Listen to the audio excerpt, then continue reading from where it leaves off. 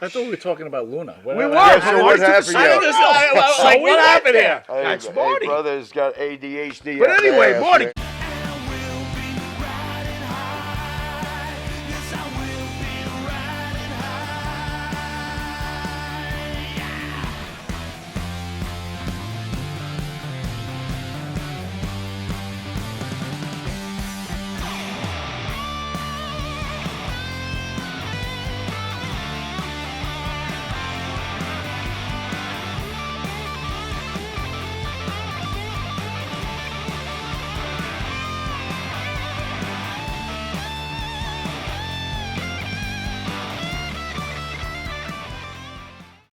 Marty, Jannetty in studio.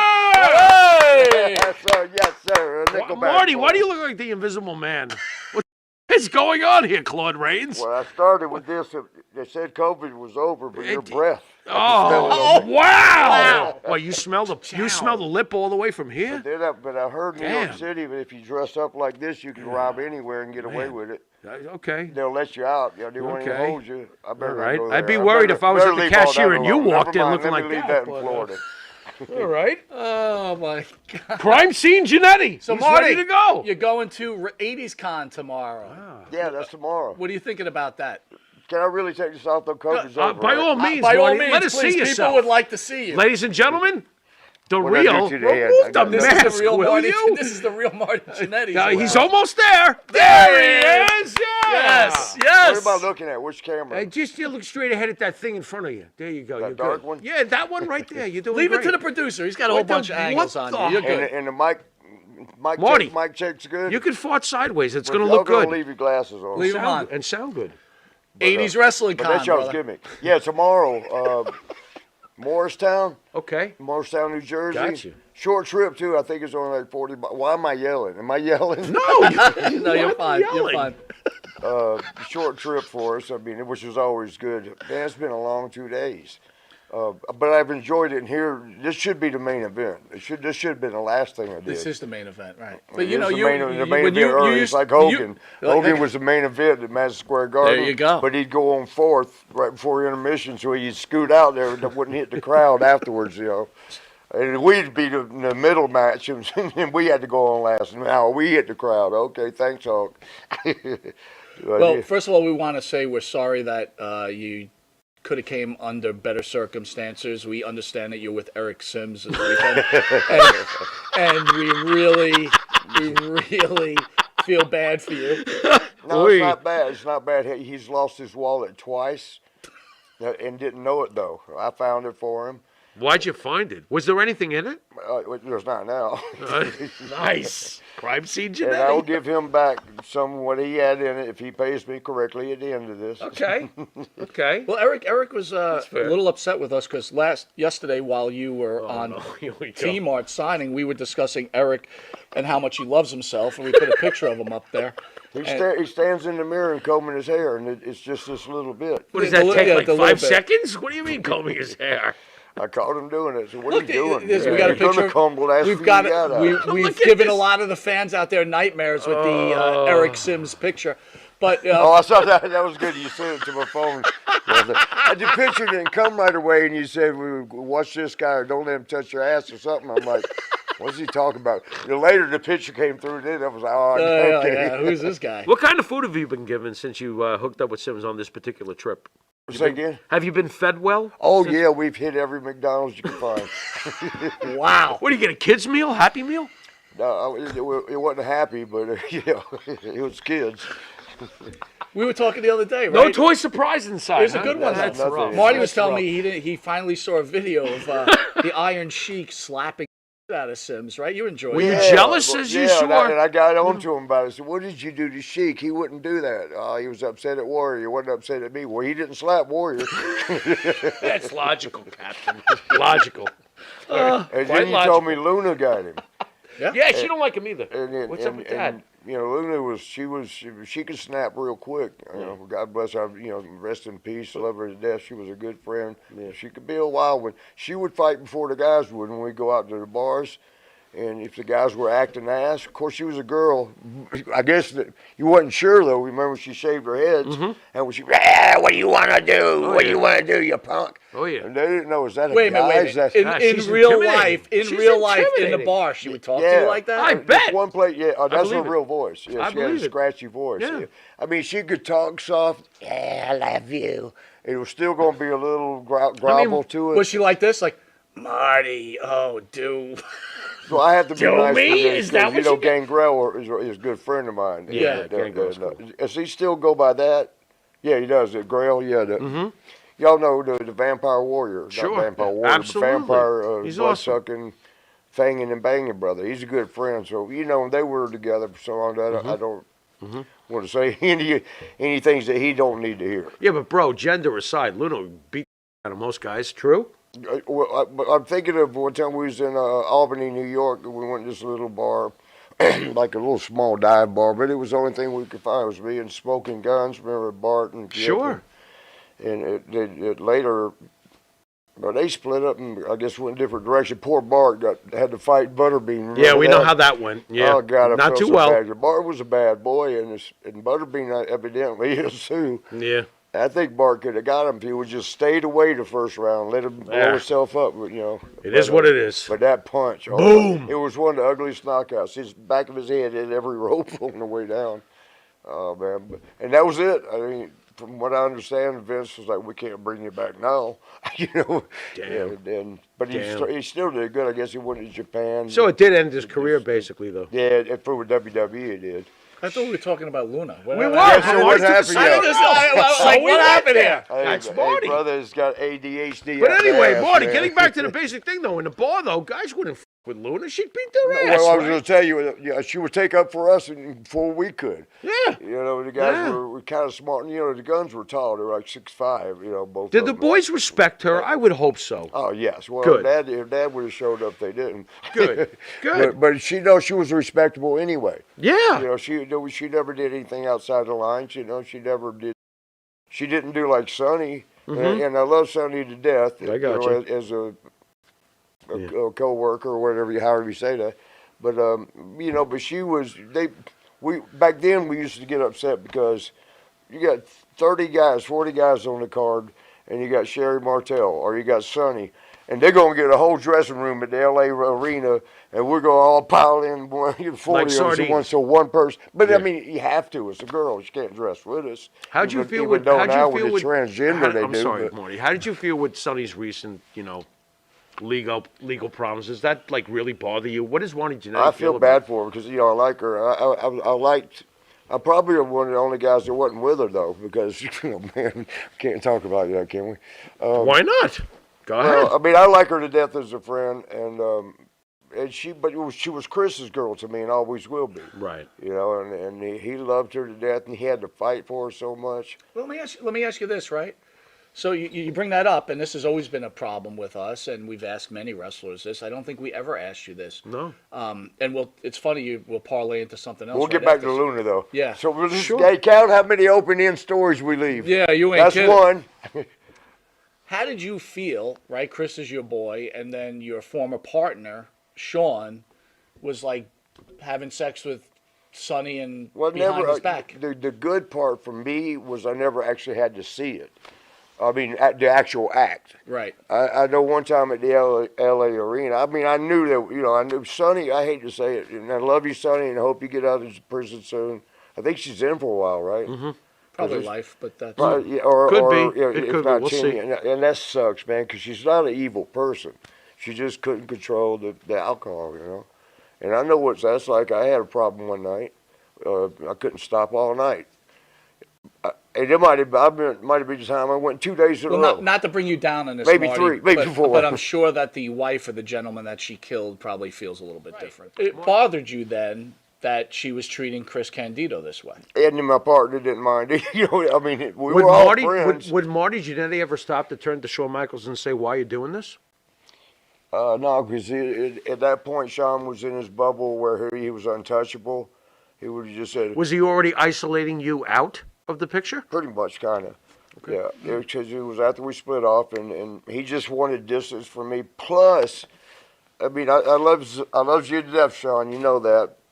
You've already admitted how you were back in those days. He's admitted. You know, he goes, I was hard to deal with, and there's a better term, but he didn't say I was a dickhead.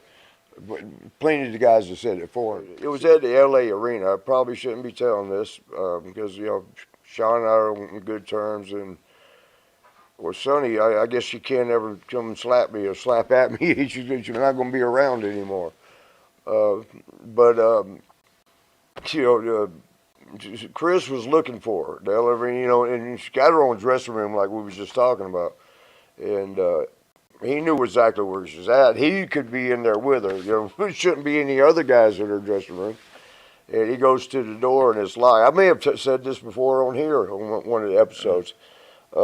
I know I've told it somewhere, and I shouldn't have probably, but it's old news. That was 1990, 5 or 6 or something. But her door was locked, and he's, once the end's knocking, and I mean, it's locked. It's locked from the inside, so somebody's in there, and he knew that somebody, not sure who, it could have been Davey Boy Smith. It could have been. I didn't know about the Bret Hart. I mean, until I heard about this. There's been Sunny Days or something like that. That whole deal. Any I don't validity? know. I never saw no. There was nothing to that? Oh, I don't know. I'm just saying that. You truly don't know. I truly don't know. I never saw no evidence of it. But it could have been Davey Boy Smith. It could have been. There That's was one time when she told Davey, the partitions that divide the dressing room. One time there were so many boys. I think it was a TV taping, and you couldn't, pile all the guys in one room and give the girl one room, or Sherry one, her or Sherry a room. So they put them little partition things to divide a room, but it's just like you can pull it, like a mobile blocker thing to divide the room. You can hear through them because they're not up to the ceiling, and there's a little 4-inch gap at the bottom. So you can basically hear, you just can't see. And a couple of the guys overheard Sonny telling Davey, he was over on that side, she goes, when everybody's gone, come back here and lift my dress and the hell out of me from behind. The hell out of me from behind. And we all heard it. We're like, oh, my God. We got to make sure. What do we do? Do we go tell Chris, you better stay over there? Or what do we do here? Take pictures? Yeah, take a picture. Lean under the little thing and take a picture. Tell Sonny, we heard that. God, I got seconds. I got next. Whatever. Damn. But so on the L.A. thing, though, this is how much Sean was in his bubble and protected. He didn't have to worry about nothing. And I'm sorry, I'm not trying to say any bad stuff about you, Sean. This was back in '96 or '95. Marty, this had to piss you off. Come on. But this particular... The way he's isolating you and like that. I mean, that had to piss you off. I'd seen so much that was just another day. All right, so go ahead. Let me hear this story. To finish this one, so Sean's music plays. He's up. I was at the curtain with Willie Nelson. I think it might have been not WrestleMania, but Willie did sing at one of the WrestleMania 7. Some celebrity was doing a national anthem. I'm sitting there with them talking. I think it was that bodybuilding girl, that Miss Olympia, that Corey Everson. Corey Everson. Yeah. I think me and her sitting there talking, and people thought Jeff, her husband, thought Hulk and her.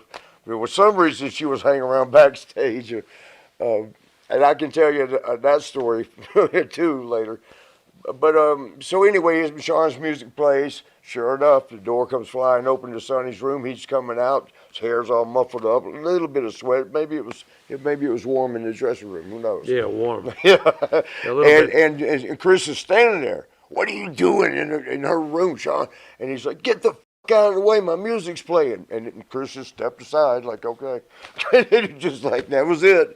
I mean, I guess you got to feel untouchable when you get caught by the husband or boyfriend. And you don't care. And you're, my music's I'm sure playing. You was scared to death, because Chris might have whooped him. I don't know, that we don't need to even get into that. But, when your girl's being screwed, somebody screwing your girl, you get stronger than what you are, and the person that's in the wrong kind of shrinks a little, so, Chris might have, done something, but because Sean's in that power position, he's Vince's guy, get out of the way, my music's playing. He just stepped aside like, oh, I'm sorry, I'm in the way.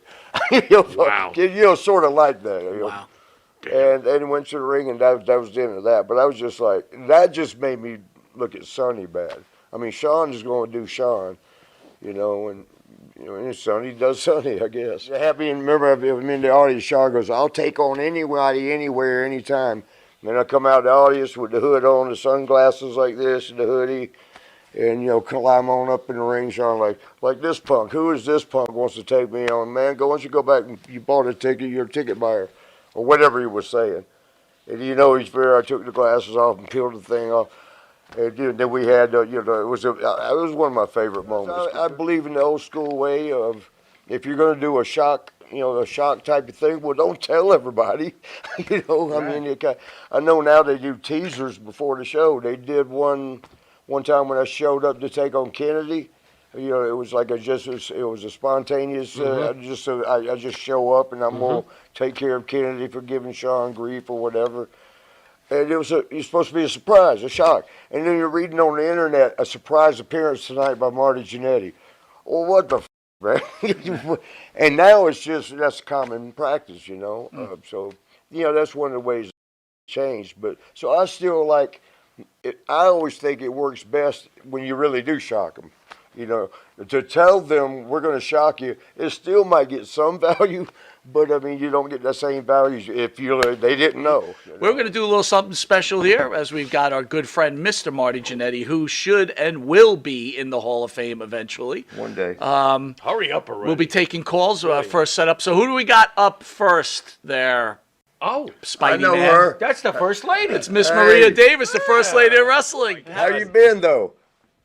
I've been really good. How about you? I've been doing all right for a white boy. Well, that's okay. I don't discriminate, so Fly for a white You're guy? a no-limit soldier also? Oy. Well, Well, you know what? I always did. I'm hearing, skips. Is that normal? Yeah, that's normal. You're abnormal anyway. Maybe Just yeah. concentrate on your own voice. You're good. Yeah, that's how you do. I said, I was glad that you were coming. I said, that's Sex Kitten Meow. Marty's the Sex Kitten Meow. You're looking good right now. Right. Where you at? Of course. I'm in Monroeville. Oh, you're still up in Pittsburgh. Now, I'm in Monroeville now. It's in Pittsburgh, but we're about like 20 minutes away from Wilkinsburg. Right. I used to live in the hood, but then I upgraded. To a better hood? You would like the Jeffersons moving on up to the east side? To the Jeffersons. We did the Jefferson move. Oh, Weezy.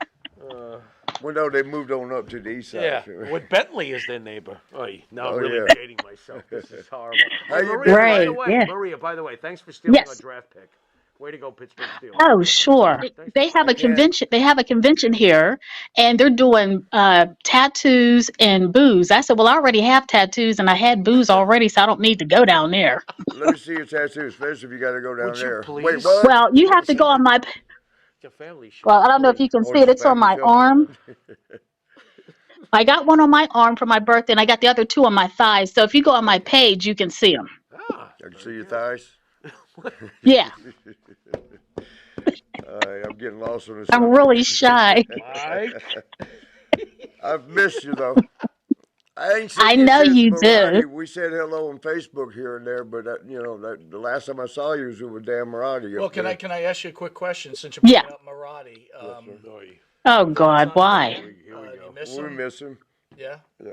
Oh, did you just say I miss him? Do you miss him? Yeah, do you definitely. miss him? Yeah. I mean, we had a couple of disagreements, but I mean, people do that, especially friends are going to have a disagreement, especially ones that are very passionate about what they do, and I was big into wanting to get that podcast. You're always trying to elevate it a little higher than what it is, no matter what it is. You're still trying to reach higher. Sure. And he had his Yeah, he ideas. always fudged his numbers. He fudged his numbers a lot. That's the thing that really got me about him because he was so fake. He was cool at first, and then when he was pretty much set in Rick his B ways, started his. When Rick B started that, shit about when I just let them know how he was treating you and Tony, then he's going to run back and tell old fat ass departed Dan up in the sky. And I was like, so what? I'm a grown woman. I can say whatever I want. Like, what are you going to do? And then he apologized. He says, Maria, well, I didn't know. I just took it the wrong way. I said, no, you took it the way you wanted to. And I said, but it doesn't matter because, like I said what I said. And Dan said, oh, well, Maria, you're a fat bit. Your ass is fat. I said, of course. That's why I'm getting plenty. What are The you fat doing? is in Nothing. PHAT or Yeah, Yeah. PHAT, not FAT. PHATT. Now, you've been around enough black people, Marty. You know what that's about. well, Come it's on. supposed to be it's juicy booty now though. There you go. There you go. Right. Yeah. Oh, and I just wanted to share with everybody, when you and Sean first came to the Civic Arena back in like the mid 80s, you were at In the Civic Pittsburgh? Arena. And so, Yeah. yeah, and I had saw you guys on ESPN when you were with Vern Gagne. And every Did we go Saturday, I there? was like, Yeah. who are these two good looking guys? And it was you and Sean. Or And so Sean, when you he had guys double came to vision. Pittsburgh, yeah, that's why I'm wearing these sunglasses now. Yeah. And so I went and bought some binoculars because they were saying, you got to really see these guys, Maria. They're really hot. I was You had like, to get okay, so me and binoculars. about, Would you have yeah. spring and Well, you fall know what? tickets? Women, You spring over the fence and women fall on the take ground and watch binoculars. from out there. Bro, Yeah, she bought we take binoculars to binoculars see so that you we can do clearer. up and Yeah. close. That's pretty cool. Yeah, it Hey, actually serious, is. she Yeah. bought binoculars to see you. I'm That's such a, pretty, Yeah. that's it's pretty cool, according, it's Maria. according to where you were Seriously, looking, you might Maria, not have needed them. That's some serious. Well, That's listen. cool. Oh No, my we God. first of all, we went up into the Civic Arena to the nosebleed sections. So we That's smoked a why, couple okay. blunts and then we Oh. came back down and then we brought out the binoculars. And when you guys came out, honest to goodness, this is no lie. Women were actually fainting. And whenever they put the house lights on, that's bad because you guys had on your pink tights and you guys were just trotting down there and then you got into the ring and everybody just went ballistic. And women were passing out, fainting, and they had You to call know, the paramedics because a lot of people really, I was like, oh my God. So that's when I put on my binoculars. So we were doing those up it and was close visual it was effects pretty wild on you and back in Sean. the beginning. I mean, especially with them packed arenas that were in tight. What did Jimmy Cornette say?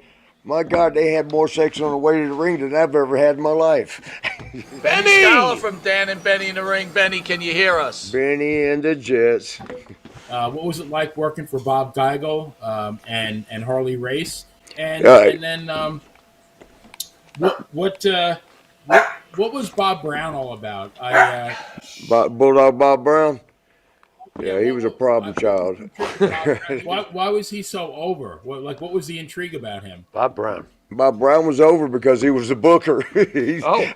Because he would make sure he won the matches. I mean, if you just win all the time, you force yourself down to people's throat, they're going to say, okay, we like you, go away.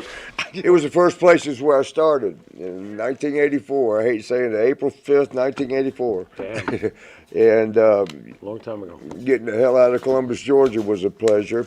And Kansas City, the Missouri itself, it's right on the river. You go across the bridge and you're in Kansas. Kansas City, Kansas is right there. And I'd been to big cities before. Like, I'd been to Atlanta. Atlanta was pretty big. As you know, that's our big city growing up in Georgia. So Kansas City's a pretty big place. And the central states, all of our cities that we went to was the capital. I actually loved Harley Race. The guy that trained me, Jerry Oates, was Harley was his hero, so I got to hear Harley stories all the time. And then I met the guy, and it was everything that Jerry said he was and more. Bob Geigel was the nicest guy in the world. I loved him to death. Working for them was great. I actually liked Bulldog Bob Brown, but it was hard to do. And if he knew you liked him, he made it even harder. But I don't know. I don't want to talk bad. He's not here no more, so it's hard. I don't want to say things about him. He was just hard to deal with. Sort of like my old partner in his younger days, Shawn Michaels. I had a lot of partners. But I absolutely loved it. And two, at the time I went there, when I got the call to go there, I was working for North American Van Lines, driving a truck, tractor trailer truck. I would drive 6, 7, 8 hours with a load of furniture. I'd get out and I'd have to wrestle the furniture. I'd have to unload all that and then either deadhead back, which means no weight, or pick up a load to bring back. And I'm thinking, Jerry said that's what it was like in wrestling. I'd rather wrestle somebody else in a ring than do this furniture. So that's what drove me there and going to Kansas City. My first paycheck was bigger, not much, but it was bigger. It was like only $450. This is back in 1984. And I'm like, I just got the biggest paycheck I've ever got in my life. I mean, I love wrestling. Do you feel that your career should have reached a higher level and, Of course, yeah. and you failed because for whatever reason? Do you feel you failed? I don't want to use the word failed. No, You know, seriously. I didn't reach the potential. I Right. had potential. Warren Sapp one time put the word potential in the best definition. You know what potential means? Ain't done yet. But I had so much more potential. But is it fair to put yourself in the ain't done yet category? No, f that. That's potential. So what do you do with yourself then? Oh man, women were always the kryptonite, but I mean, and partying. But I mean, I was doing that the whole time, climbing the ladder, the WWF and WWE, and even when we got there, still partying along the way. Marty, regardless, reputation aside, I don't think remembering hearing that you were unreliable when it came to your schedule back in the day. I could party. So was it partially booking and you're partying? What was it? What I'm gonna tell you, when Sean and I we climbed the ladder together as the Rockers, and when it after the little fight we had, and Sean kind of the friendship, we were like brothers, joined at the hip for 7 years. I mean, we rode together. We were never apart. So we get back to wherever we lived, Minneapolis, down after WWE. At one point, he was living in Tampa. I was in Orlando. Those are the only times we were apart. I was in Orlando. I mean, we rented a car together. We'd ride together.